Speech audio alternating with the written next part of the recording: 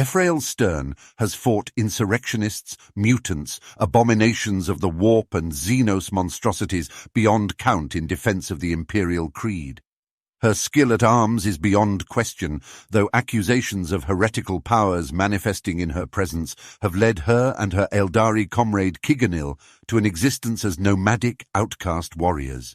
Ephrael Stern was once a seraphim of the Order of our Martyred Lady, though she has since been known by many other epithets. Thrice born, the demonifuge, sainted saviour and heretical witch have all been used either in laudatory praise or hate-filled condemnation. No records of her existence remain in the sanctuary in which she once trained and prayed. If any survive, then they may be inside the Order's fortress shrine within the convent sanctorum, or perhaps in the private archives of certain high-ranking inquisitors hereticus. That such individuals are concerned with her deeds is a reflection of the suspicion in which Stern is now held, but it was not always thus. It was on Parnis, during an expedition to discover the fate of a lost order pronatus, that Stern was slain in battle against the minions of a greater demon of Slaanesh. This loathsome demon had physically ensnared the 700 sisters of the Lost Order and forged them into a single flesh prison formed of their bodies. The creature's followers called the unholy creation the Screaming Cage, for the sisters who formed it suffered endless agonies.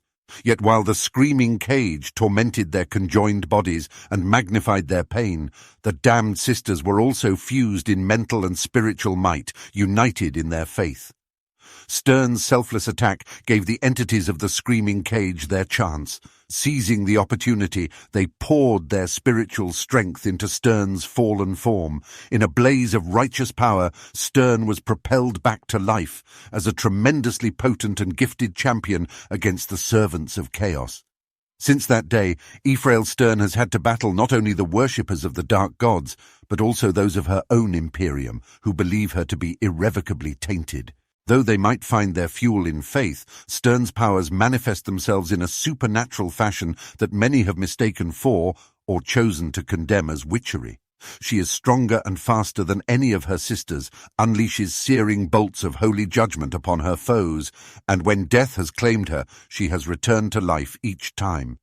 In this era of proliferating psychic mutation and heresy, such supernatural occurrences are more than enough to render Stern a target for more than one zealot. Nor is she helped by the company she keeps. Bound together by the strands of fate, she travels with an Aeldari known as Kyganil, or simply the Pariah. Once, this warrior was a harlequin of the laughing god. Now he is a wanderer, an outcast from his own people who has found his place at Stern's side.